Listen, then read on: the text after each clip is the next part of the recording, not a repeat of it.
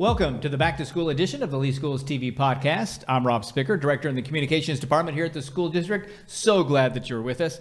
One of our school district priorities is student achievement and setting students up now at the beginning of the school year for success, rather than waiting until the end and they're stressed and you're trying to cram at the last minute, is the focus of our conversation today. Our guest to help set your student up this year is Lynn Rodriguez. She's a coordinator in school counseling services. Thanks so much for joining us today. Thank you for having me, Rob. My first question to you, we're in the final days of summer, so what do you recommend to parents to help get their children both kind of mentally and physically, if you will, ready for the beginning of the school year? Well, it's important to establish routines, to start now to prepare for the school year, because, summertime offers us a change from our routines. So maybe starting their sleep time a little bit earlier, like 5 to 10 minutes earlier every night until you get to the desired sleep time for the start of the school year. Also just looking at what the school year is going to look like for them as far as expectations, having that conversation with their student about those expectations. And then lastly, just attending open houses, taking that tour of the school, taking time to walk through the school with their students so that they can anticipate what their day may be like. It's important to have those conversations now and for days rather than right at the last minute, right? Right. You mentioned sleep, so important that the children are getting enough sleep, because if they're not, they're falling behind potentially. So again, to parents, can you really dive in on how you make sure that's happening? Kids don't want to go to bed, but they have to, and then it's going to be trouble to get them up. So how do you work that schedule for them?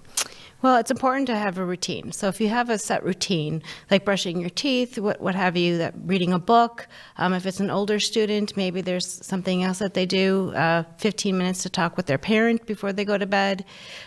Set up a routine with your student and do that every night. It helps them not only to anticipate what's going to happen, provides them a sense of less anxiety, something they can also look forward to.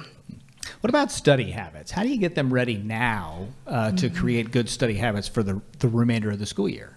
Okay. Having maybe a time set aside every evening where they will set maybe a routine. Younger students may look very different than older students, but having them set a specific time in the evening before or after dinner to do their homework assignment, or either right after school, whatever works best for that family. And then a quiet place for that to happen. Maybe the same place all the time. That would be very helpful. What do you think are signs that a student might be struggling? What should they be looking out for? You get a few weeks into the school year, the work's starting to, add up and pile up. So what should parents be doing to look for signs and then making sure they're intervening early? Okay, if they see grades decline, that would be definitely a sign. As well, maybe not interest in school, putting their books aside, delaying, just avoiding work. If the child is having a hard time, whether it's socially or academically, what do you do first as a parent? Where do you go? Listen to your child, have a conversation with them. You can also contact the school, talk to the school counselor or school-based mental health professional at the school to see as far as social emotional development, and see if there's anything that they can offer, support, have that conversation with your student. It's a home and school partnership, right? So we're there to help our students succeed together. They can also look at resources, have a conversation with the teacher, ask the teacher, maybe it's just a couple homework assignments that are missing. Go in the Focus portal, check their grades, check assignments that may be missing. A lot of different avenues they can take. Man, how do you recommend parents get their child ready for those standardized tests? There's a lot of stress that can come with them. So, beginning August 11th, thinking about getting ready, what should they be doing? Talking, preparing, getting the students of the mind that these things are coming?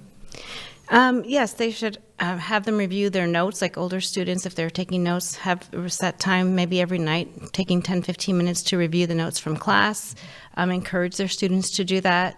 Younger students, math and reading, set aside reading time in the evening, reviewing math problems. Having something at a regular schedule will help them feel more confident and less anxious when it comes to test time. And you touched on this, to have that conversation with the school, because there is so much available at a school these days if a parent needs it. So what kind of things are there, that parents may not always think, the school can do that for me? Okay. We have many resources available in our schools. You can start with talking to the teacher, academic concerns, and asking the teacher for additional support. You can reach out for any, again, social emotional development support would be through your school-based mental health teams. Your school counselor is there to be able to answer any questions. If there are any additional connections to tutoring, to any other programs that the school has to offer, even extracurricular activities through a school, it can support development. Another piece that would help students as well would be parents' involvement and asking those questions, being involved in the school. There's actually a positive correlation with parent involvement and student academic success. Is there a better way for a parent to communicate, say to reach out to that teacher first thing when they have a concern, or the school? Is it an email? Is it a phone call? Is it whatever works? Just make sure you're doing it. Right. Email would probably be the best form to additionally to reach out to the teachers first, and or the school counselor or school-based mental health professional. Make those connections. Yes. They're there to help. Yes. So when it comes to testing, can you ease the anxiety? Okay, we've prepared them. Maybe we started, but that day, 2 days, a day before, the morning of, they're now getting nervous. Are there ways you can help your student, relax a little bit or feel confident? Yes. So we talked about those routines earlier. So if you have those routines established, this is the time where those routines will even support more that anxiety, that especially the test anxiety that's happening, because that's something that comforts them in that moment. It reduces their anxiety. They know what to expect. Having a healthy meal prior to the test, the night before, even the breakfast that you provide, having a healthy breakfast, getting enough sleep the night before, those are things that will definitely support reducing that test anxiety. I'm thinking of this as you're speaking. Is it one of those things where I just, in a sense, it's a normal day and don't set that, concern and like, oh my gosh, are you ready? But get up, make them breakfast, send them off just like usual, and just like, have a great day, good luck, or something like that? Is it better to keep it in that routine as opposed to making it more, special, if you will?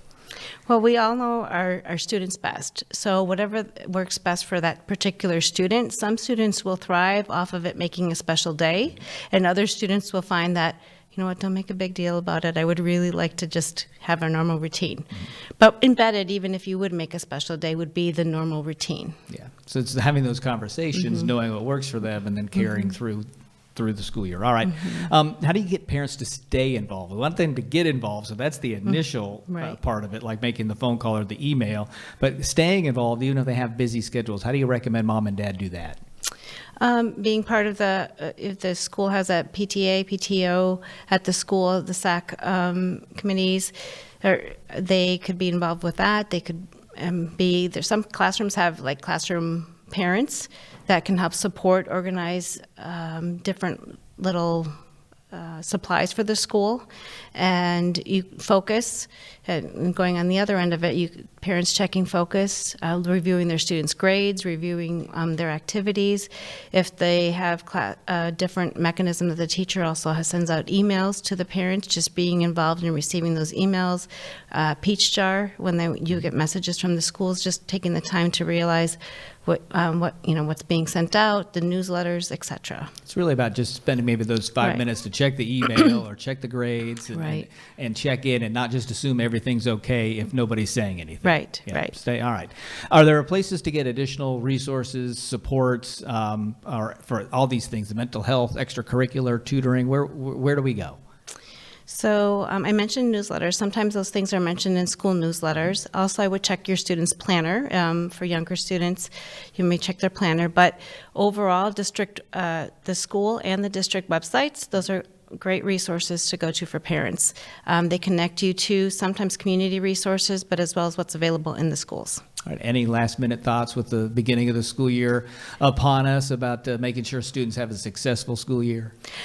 Just that it's a team effort. It's a partnership. It's the school and the parents working together to help their students achieve their best potential. All right. Well, Mary Lynn, thanks so much for joining us. Glad you were here. Hopefully we've set our students up and our parents as well for success during the school year. We appreciate everybody that's listened, and we'll come back next month with another edition of the Lee Schools TV podcast.